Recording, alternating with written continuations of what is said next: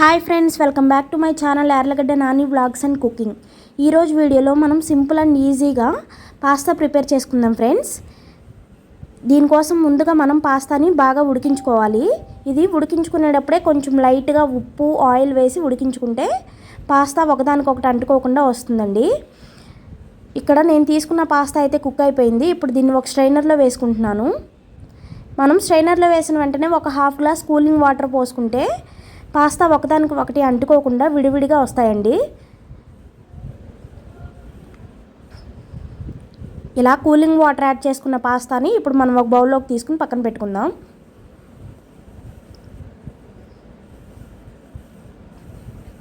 ఇప్పుడు మనం స్టవ్ అంటించుకుని కళాయి పెట్టుకుందాం పాస్తా ప్రిపరేషన్ కోసం.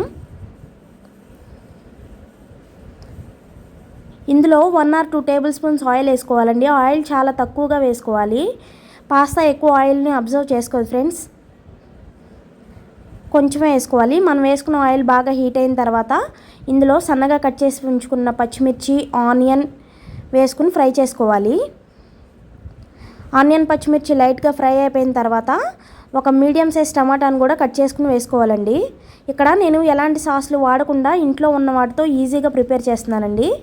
కొంచెం అల్లం వెల్లుల్లి పేస్ట్ కూడా వేసి బాగా ఫ్రై చేసుకోవాలి. ఇప్పుడు ఇందులోనే మనం కొంచెం పసుపు, ఉప్పు,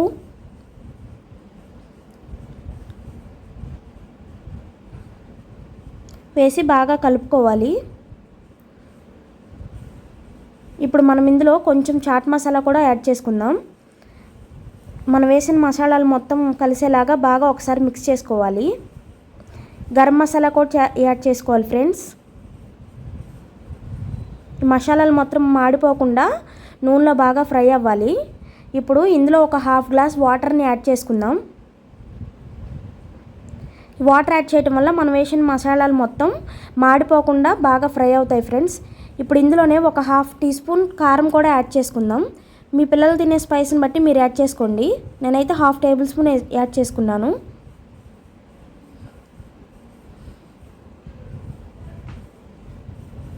ఇప్పుడు మనం వేసిన హాఫ్ గ్లాస్ వాటర్ని కొంచెం మరిగించుకోవాలి మూత పెట్టుకుని. ఇప్పుడు ఇలా మరుగుతూ ఉన్నప్పుడు మనం ఉంచుకున్న పాస్తాను కూడా ఇందులో వేసుకోవాలి ఫ్రెండ్స్.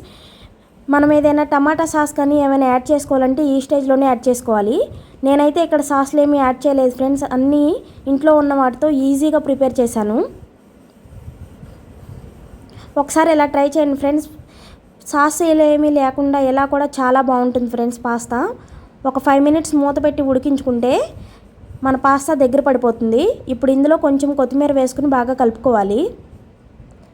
చూసారు కదా ఫ్రెండ్స్, మనం వేసిన వాటర్ మొత్తం వెళ్ళిపోయి పాస్తా ఎంత ఎమ్మీగా రెడీ అయిందో. పిల్లలు చాలా ఇష్టపడతారు ఫ్రెండ్స్. ఇది మనకి చేసేవడానికి కూడా ఒక 5 minutesలో అయిపోతుంది. బయట నుంచి ఏమీ తేవాల్సిన అవసరం లేకుండా ఇంట్లో ఉన్న వాటితో ఇలా ఈజీగా చేసి పెట్టవచ్చు. పాస్తా అయితే రెడీ అయిపోయింది ఫ్రెండ్స్. స్టవ్ ఆఫ్ చేసుకుంటున్నాను.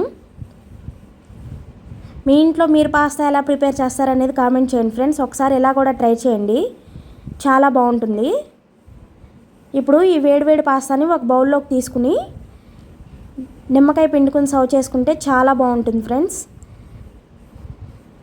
పిల్లలు స్నాక్స్ అడిగినప్పుడు ఇలా ఈజీగా 5 minutesలో చేసి ఇచ్చేయచ్చు. ఇంకా ఎలాంటి స్నాక్స్ వీడియోస్ కావాలో కామెంట్ చేయండి ఫ్రెండ్స్. వీడియో నచ్చితే లైక్ చేయండి, షేర్ చేయండి, సబ్స్క్రైబ్ చేయండి. Thank you for watching.